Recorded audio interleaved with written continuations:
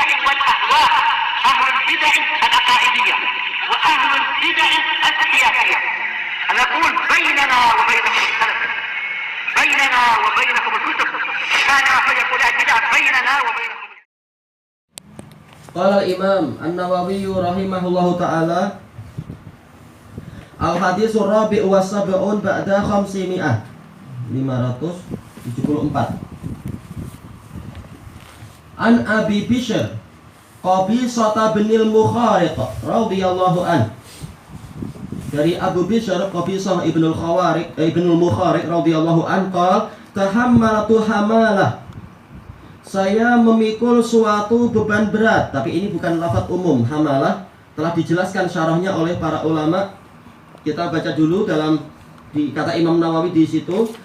Al-hamalah bi fathil ha'an yaqa'a qitalun wa nahwuhu baina fariqain, yaitu terjadi peperangan dan yang semacam itu di antara kedua belah pihak. Fayuslihu insanun bainahum, lalu ada seseorang yang mendamaikan di antara mereka. Alamal, dengan apa? Dengan suatu pembayaran.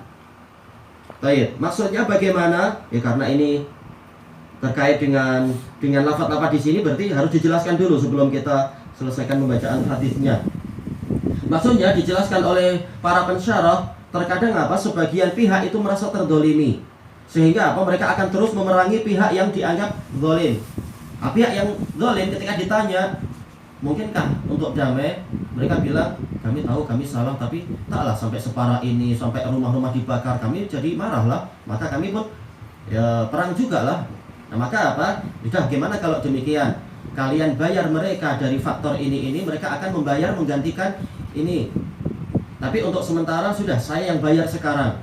Atau apa? Maksudnya adalah untuk proses perjalanan itu perlu biaya tentunya, biaya kendaraan ini dan itu, biaya makan minum, sehingga pihak juru damainya ini sendiri keluar duit banyak sekali.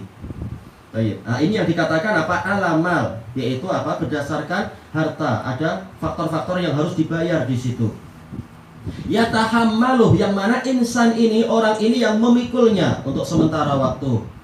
Karena apa? Yang penting segera damai. Sementara pihak sana masih bengang, masih panas, belum mau keluar duit. Ya sudah, saya bayari dulu. Yang penting apa itu, pihak yang lain tenang, sudah dapat ganti rugi dan seterusnya. Demikian pula sebaliknya. Wa yaltazimuhu ala nafsih, dan dia mewajibkan itu pada dirinya sendiri demi menjaga kehormatan dan keselamatan kaum muslimin dan menghentikan tertumpahnya darah. Baik. Intinya apa? Ada orang yang rela berkorban untuk kepentingan yang lebih umum. Baik.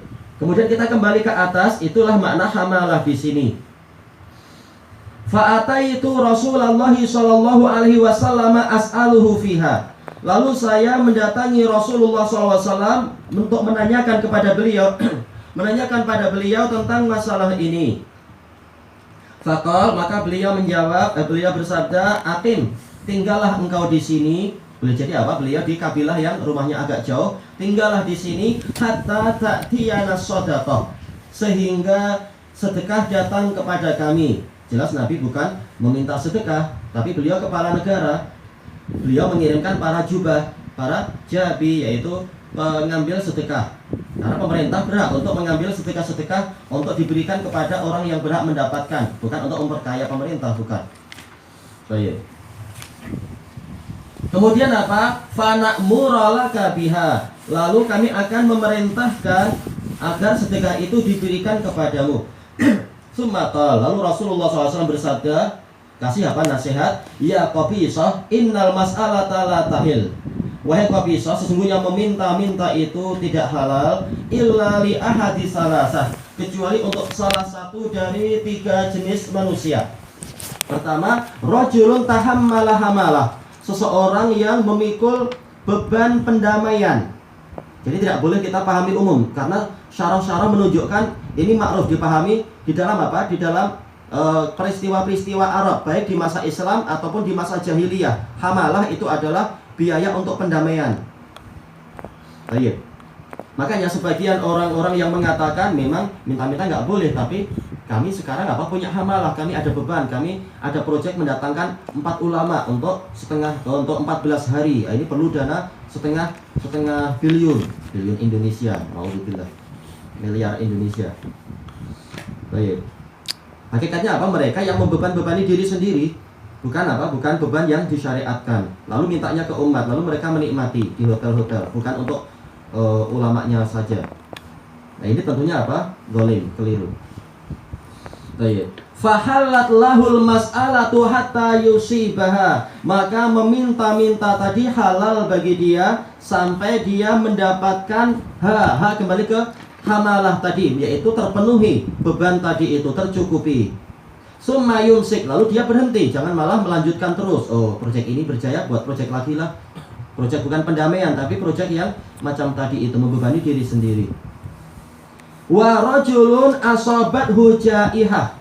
Yang kedua, seseorang yang tertimpa malapetaka. Malapetaka macam apa? Nah, disebutkan dalam taklid dari Imam Nawawi di sini, al-jaihah al-afatu tusibu malal insan. Malapetaka atau penyakit, penyakit yang menimpa harta seseorang. Mungkin kena banjir bah, rumahnya hancur, hartanya dibawa pergi oleh banjir, hanyut, atau gempa bumi barangkali, atau gunung berapi sehingga terbakar semuanya, atau yang semacam itu. Baik.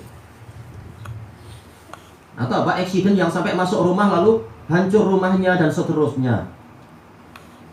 Kemudian Rasulullah bersabda, ijtahad malah, memusnahkan harta dia, bukan hanya merusak tapi sampai musnah. Fahallat lahul mas'alatu hatta yusiba qiwaman min aish, maka halal bagi dia meminta-minta sehingga dia mendapatkan penopang hidup dia, penopang atau pencukup. Disebutkan dalam catatan kaki, qawam bikasril qaf wa fathiha. Dalam kitab yang lain memang langsung kasroh, bukan fathah, tapi di sini Imam Nawawi mengatakan boleh, boleh qawam, boleh qiwam. Tapi dalam syarahnya dikatakan maknanya sama dengan sadad dan sidad, yaitu tercukupi keperluannya. Kemudian dikatakan di sini auqal sidadan, sidadan min aish, sama sidad dan sadad, seperti qiwam dan qawam. Wa rajulun asabathu faqah, seseorang yang tertimpa kemiskinan yang amat sangat. Faqah ini syiddatul hajah, bukan hajat biasa tapi sangat keras, sangat parah keperluan dia. Kita baca catatan kakinya di sini tadi ada sidad juga. Ma yasuddu hajatal ma'wis, yaitu sesuatu yang mencukupi keperluan orang yang kesulitan. Ma'wis itu yang susah mendapatkan apa yang menjadi hajat dia. Wa yakfi, dan mencukupi. Yasud dan yakfi sama, mencukupi, menopang. Faqah al-faqar, yaitu memang sedang sangat miskin dia. Kemudian dikatakan di sini hatta yakula, dalam riwayat yang lain yakum, yakula salah satu min zawil hijah, sehingga berkatalah 3 orang dari orang yang berakal, min qaumih, dari kaum dia, laqad asabat fulanan faqah, sungguh si fulan itu tertimpa kefakiran. Fahalat lahul mas'alah, maka dia halal untuk meminta, hatta yusiba qiwaman min aish, sehingga dia mendapatkan penopang hidup. Auqal sida dan min aish, yaitu kecukupan hidup. Wa ma siwahunna minal mas'alah ya qabisah, adapun permintaan yang selain itu wahai qabisah, suhtun, ini adalah perkara yang haram. Baik, Imam Nawawi tadi mengatakan hijah yaitu akal. Baik. Suhtun yaitu sesuatu yang haram.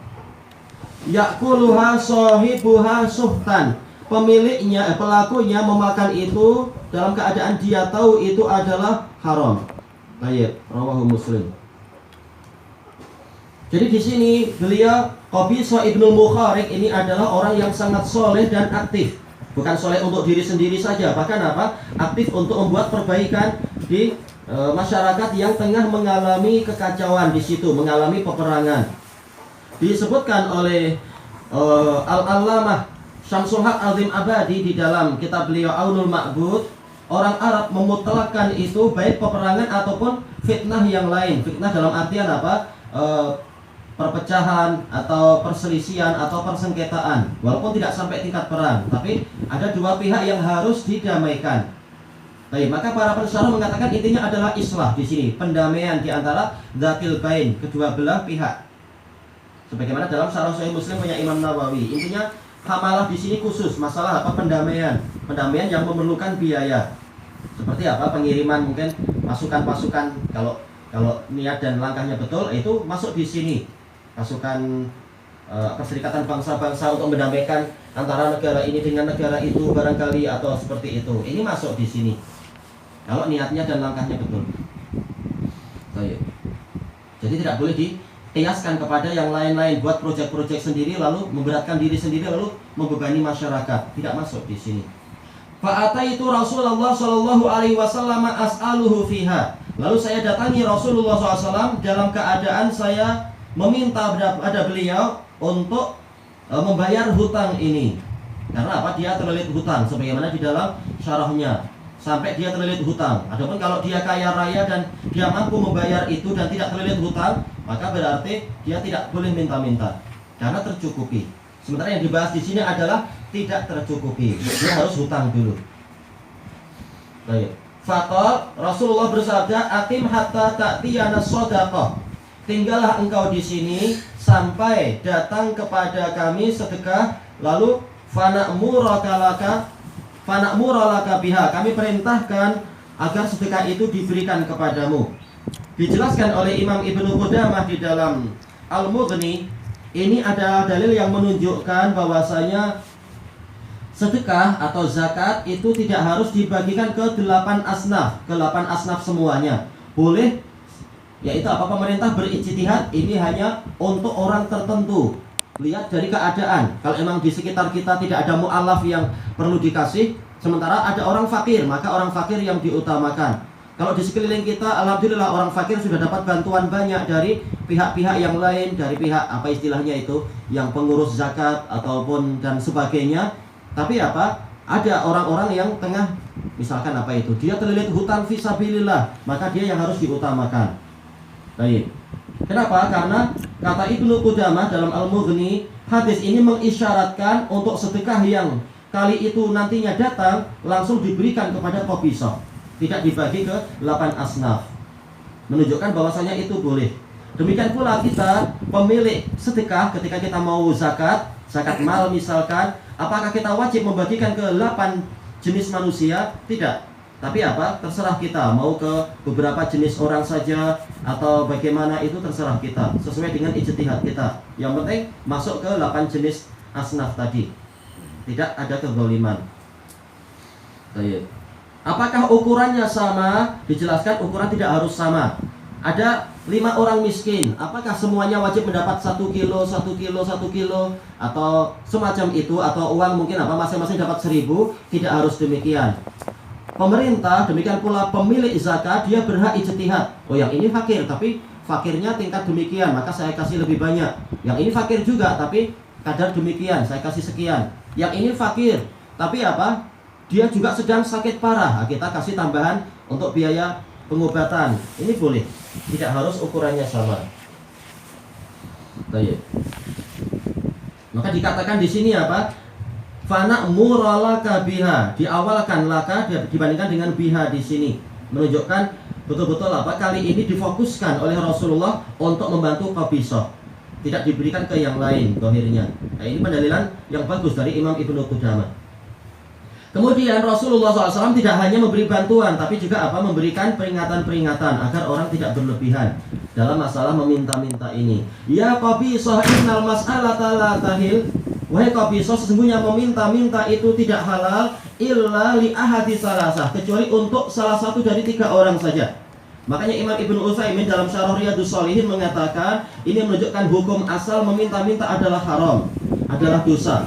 Bahkan beliau mengatakan dalil-dalil yang sebelumnya dalam urutan yang beliau bahas itu menunjukkan dosanya dosa besar, bukan dosa kecil meminta-minta itu. Lalu beliau mengatakan kecuali yang Allah kecualikan, yang Rasulullah kecualikan. Makanya lafaznya adalah la tahil, menunjukkan apa? Ini bukan makruh, tapi sampai tingkat haram. Bukan sekedar madmum, tapi haram. Bukan sekedar tercela, tapi haram. Hanya menjadi halal untuk 3 jenis manusia. Alhamdulillah kita sudah belajar belajar usul fikih Jadi apa? Ada dalil umum, la tahil ini berarti semuanya tidak halal. Lalu dikasih perkecualian, kecuali. Nah, ada yang Allah Ta'ala kasih keringanan. Salah satu dari 3. Yang pertama, rajulun tahammala hamalah. Seseorang yang memikul, yang terlilit beban hutang karena pendamaian. Lafadznya umum, tapi apa? Tetapi para pensyarah telah mengatakan istilah hamalah ini ma'ruf di kalangan orang Arab, yaitu orang yang terlilit hutang karena melakukan islahi dzatil bain, mendamaikan kedua belah pihak yang sedang bertikai sampai tingkat memerlukan apa? Biaya ini dan itu, dana ini dan itu. Sementara duit belum terkumpul dari pihak lain. Maka juru damainya ini yang harus keluar duit duluan, hutang banyak. Dia boleh untuk meminta bantuan dari zakat. Fahalat lahul mas'alah, maka halal bagi dia, bukan sekedar makruh atau khilaful aula, bahkan apa halal? Halal bagi dia untuk meminta karena kemaslahatan umum dalam syariat Islamiyah itu lebih diutamakan daripada kemaslahatan pribadi. Sekarang dia meminta-minta demi kemaslahatan umum, bukan untuk memperkaya diri sendiri. Baik. Dan khusus tadi masalah apa itu? Yaitu masalah pendamaian. Baik, summa yumsik hatta yusibaha hatta summa yumsik, sehingga dia memperolehi pembayaran atau mencukupi dari hutang tadi, mampu membayar hutang tadi. Summa yumsik, lalu dia menahan diri, bukan kemudian apa terus-menerus meminta-minta. Wa rajulun asabathu jaihatun ijtahat malah, seseorang yang tertimpa malapetaka sampai tingkat memusnahkan harta dia. Jelas apa? Kalau sampai harta itu musnah, sementara seseorang itu memiliki keperluan doruri, masalah makan, masalah minum, masalah tempat tinggal, ini perkara doruri. Jelas apa? Yang seperti ini nyawa, terkait dengan nyawa, maka dia boleh untuk meminta-minta karena ini terkait dengan nyawa. Menyelamatkan nyawa lebih diutamakan daripada menjaga kehormatan harta. Baik, maka boleh dia minta kepada harta orang lain, tapi yang layak dimintai tentunya, bukan semua orang dipaksa. Fahalat lahul mas'alah, maka halal bagi dia meminta, tapi tidak secara mutlak. Ada pembatasan, ada taksis. Taksisnya mana ini? Hatta yusiba qiwaman min aish, sehingga dia mendapatkan penopang hidupnya. Au qasidadan min aish, atau untuk mencukupi hidup dia. Apa makna mencukupi hidup? Apakah berarti rutin dapat gaji bulanan 3.000, 4.000? Tidak demikian. Karena hadis ini akan dibatasi oleh hadis-hadis yang lain. Selama dia punya makan siang atau makan malam, dia haram untuk meminta. Berarti itulah makna kecukupan, bukan kecukupan orang-orang yang rasus di zaman sekarang. Baik. Kemudian yang berikutnya warajulun, itu yang terkait dengan makan minum tentunya. Masalah pakaian ini juga doruri. Kalau tidak ada, kalau sama sekali pakaian dia habis atau tinggal apa istilahnya sehelai sepinggang, sementara dia kedinginan, jelas apa ini doror, bahaya. Atau dia perlu apa itu untuk anti nyamuk, jelas ini juga bahaya. Maka dia boleh meminta untuk yang masalah itu. Demikian pula apa tempat tinggal. Kalau sama sekali nggak ada tempat tinggal, tentunya ini doror. Karena tempat tinggal ini doruri. Berarti apa? Dibantu. Nggak harus kemudian rumah saya kecil lah, saya mau banglo, nggak boleh macam itu. Tapi apa sesuai dengan keperluan. Keperluan tidak harus besar-besar. Dan sementara apa boleh pemerintah niat baik itu membuat penampungan untuk orang-orang yang mengalami banjir bah dan seterusnya. Nah itu cukup untuk sementara. Cuma setelah itu apa jelas masing-masing keluarga itu harus punya rumah sendiri, tidak boleh dicampur tanpa ada batas. Masing-masing boleh melihat katil pihak yang lain. Nah ini haram. Masih satu keluarga aja, kalau istrinya lain-lain harus apa dipisah. Apalagi itu bukan istri sendiri, bahkan apa masing-masing keluarga berdiri sendiri. Maka penampungan itu sekedar sementara. Bagus sikap pemerintah sebagian, lalu apa membuat perumahan kecil-kecilan untuk masing-masing keluarga yang kena musibah tadi. Itu kewajiban dan itu bagus. Kemudian disebutkan di sini warajulun asobathu faqah, seseorang yang tertimpa kefakiran, bukan sekedar miskin biasa tapi sampai faqah, yaitu syiddatul hajah, atau Imam Nawawi mengatakan apa? Al-faqr, memang apa? Sangat fakir, sangat miskin. Hatta yaqula salah satu min dzawil hijah, sehingga berkatalah 3 orang dari orang yang berakal. Baik, apakah ini syaratnya adalah 3? Dijelaskan oleh Syamsullah Al-Abadi, sebagian ulama mengatakan syaratnya 3. Demikian pula Imam Nawawi mengatakan, sebagian mengatakan syaratnya 3, tetapi yang lain mengatakan ini tidak sampai syarat, tapi ini bimbingan untuk menguatkan saja agar orang lebih tenang. Baik. Kenapa? Karena perkara ini tidaklah jauh berbeza dengan persaksian-persaksian yang lain. Boleh 2 orang, boleh 1 orang kalau betul-betul terpercaya. Baik. Dan tidak harus sampai tingkat 4, karena ini 4 itu masalah kehormatan, masalah perzinaan. Baik. Jadi 3 di sini kata para ulama adalah istihbab, yaitu mustahab saja. Baik. Sekarang permasalahannya kata para ulama tadi, bukankah seseorang itu lebih tahu tentang keadaan dirinya?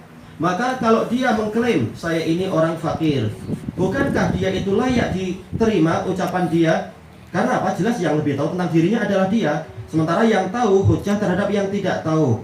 Baik, kenapa sekarang Rasulullah mensyaratkan adanya saksi? Dijelaskan oleh para ulama tadi, ini adalah untuk orang-orang yang tidak diketahui keadaannya, orang-orang yang diketahui keadaannya dia itu punya harta. Cuma sekarang dia mengklaim harta saya musnah. Nah, berarti ini menyelisihi hukum asal. Orang taunya dia punya harta. Maka kalau sekarang dia mengklaim keadaan yang lain keluar dari asal, maka dia harus mendatangkan saksi, mendatangkan bayyinah. Maka Rasulullah mensyaratkan adanya saksi. Adapun kalau orang memang betul-betul nggak dikenal dia punya harta, lalu dia mengatakan saya kehabisan harta atau saya memang fakir miskin, maka ucapannya boleh diterima.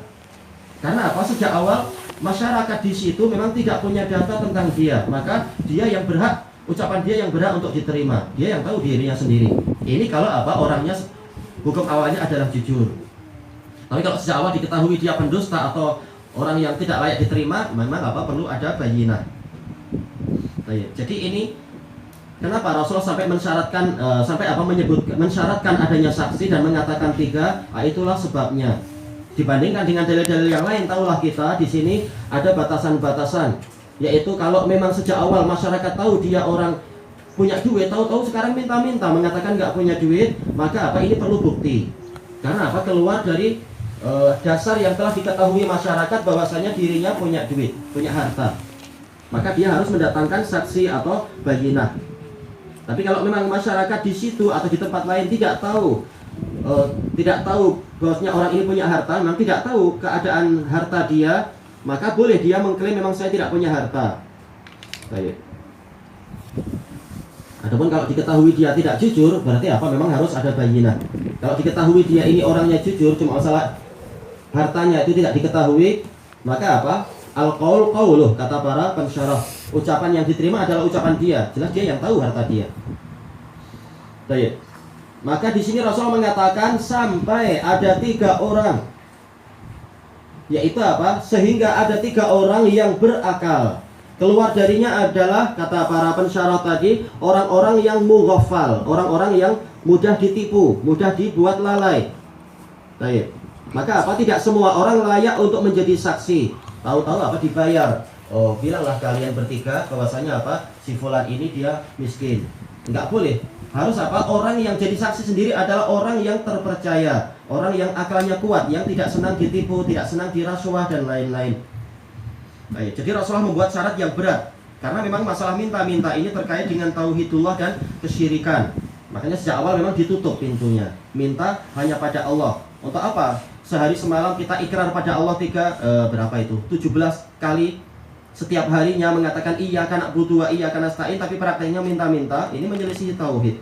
Hanya padamu kami beribadah, hanya kepadamu kami mohon pertolongan, tahu-tahu suka mengemis. Jelas ini adalah melanggar tauhid sesuai kadarnya. Makanya memang pintunya itu sangat dipersempit untuk orang boleh meminta-minta. Sejak awal minta pada Allah, bukan pada yang lain. Idza sa'alta fas'alillah. Bahkan anak kecil pun diajari itu, bukan diajari minta sejak kecil. Kalau engkau minta, mintalah pada Allah. Inilah tauhid yang benar, inilah Islam yang hakiki. Nah, kemudian bahwasanya 3 orang tadi mengatakan laqad asabat fulanan fatah. Sampai bersumpah, lamnya adalah waqi'atun li jawabil qasam al-mahdhuf. Berarti memang 3 orang itu sampai bersumpah demi Allah benar-benar qadnya tahqiq. Pasti bahwasanya si fulan ini memang tertimpa kefakiran. Maka orang yang seperti ini syariat tidak kemudian tetap apa? Keras, nggak boleh minta sampai mati, bukan. Dikasih keringanan. Fahalat lahul mas'alah, halal bagi dia meminta-minta sampai berapa hari? Lihat, hatta yusiba qiwaman min aish, sampai dia mendapatkan kecukupan hidup. Baik. Berarti apa? Kalau hari ini sudah dapat makan siang dan makan malam, demikian pula ada tempat tinggal, ada pakaian yang mencukupi, maka nggak boleh minta. Cuma besoknya selama dia belum memiliki penghasilan lagi, boleh dia minta lagi sesuai keadaan doruri tadi. Baik. Sambil apa? Tentunya dia disuruh berusaha, karena dalil yang lain akan membatasi masalah ini. La tahillu shadaqatun li ghaniyyin wala li dzi mirratin sawi. Sedekah tidak halal bagi orang kaya dan tidak halal bagi orang yang punya kekuatan untuk mencari nafkah. Jadi hadis ini tidak berbicara sendirian. Ada dalil-dalil yang lain yang membatasi. Intinya adalah apa? Bertakwa semampu mungkin. Fama siwahunna minal mas'alati ya qabisah. Adapun meminta-minta yang lain yang tidak sesuai dengan 3 perkara tadi, wahai qabisah, suhtun. Suhtun artinya adalah haram, sesuatu yang haram. Baik, ini lebih menjelaskan yang tadi. La tahil memang apa? Memang haram. Yakuluha sahibuha suhtan, dimakan oleh pelakunya dalam keadaan dia tahu bahwasanya ini adalah haram. Menunjukkan apa? Bahwasanya orang yang jahil ini dimaafkan, namanya tidak tahu. Kalau ustaz jahil enggak, ustaz akan marah dikatakan jahil. Enggak tahu lah dia. Berarti apa? Enggak layak untuk kemudian apa? Masih pura-pura tidak tahu. Tapi mengklaim saya ustaz. Berarti tahu Anda itu. Baik. Ini sebagaimana disebutkan di dalam kitab Tadi'aunul Ma'bud. Suhtan di sini takdirnya adalah apa? Iqtaqada annahu suhtun atau iqtaqada suhtan, meyakini, mengetahui bahwasanya ini adalah haram. Baik. Tak boleh lah, ini garis lah. Syekh, kadang ada orang kadang datang ke kita mencukupi lah kita punya orang kata penghasilan kita kan, dan kita rasa kita memang tak layak menerima sedekah, tapi kadang-kadang orang bagi saya nak sedekah kat awak, boleh ke kita menerima macam tu, ataupun kita nak beritahu macam mana? Tergantung dari sudut pandang mana. Kalau dari sudut pandang fisabilillah, walaupun orang kaya tapi dia memang fisabilillah, boleh biaya untuk mungkin apa, untuk memberangkatkan anaknya mengaji ke para ulama atau membelikan buku-buku dan seterusnya. Karena yang tadi dalil masalah haramnya sedekah untuk orang kaya itu terkait dengan masalah kekayaan atau tidak kaya. Sementara faktor yang lain ada, yaitu masalah fisabilillah atau masalah kelilit hutang. Kita hari-hari cukup, tapi kita punya hutang, itu boleh dimanfaatkan ke situ. Baik. Dan para ulama tadi dalam syarahnya mensyaratkan hutangnya adalah dalam perkara yang baik, bukan apa? Oh saya hutang, kenapa? Itu saya sering ke sana, sering ke mana itu, ke Genting, itu salah sendiri, bukan masalah kita. Hutang karena apa? Terlalu banyak berjudi misalkan, itu nggak dibahas di situ. Kalau contohnya orang jual beli barang yang beli kita, kemudian dia bayar ada lebih RM1 lah, itu sedekah je lah. Itu. Ya apa, terima aja. Terima boleh ya. Terima aja, nggak masalah. Tinggal apa kita niatkan untuk yang lain. Nah, rata-rata orang awam niatnya baik tapi dia nggak paham perincian masalah itu. Nah, kita niatkan sebagai apa? Kalau kita fakir ya sebagai orang fakir, kita berhutang ya orang yang berhutang, atau kita fisabilillah, dan ahlus sunnah insya Allah rata fisabilillah. Nah, niatkan ke situ. Kalau ditolak malah apa? Mungkin dia nggak paham, jadi dia marah itu. Oh, itulah. Kalau dia niat baik, nanti malah dikasihkan ke sufi, salah lagi. Bagi masalah. Iya. Wallahu a'lam. Jazakallah khair. Ilahuna subhanaka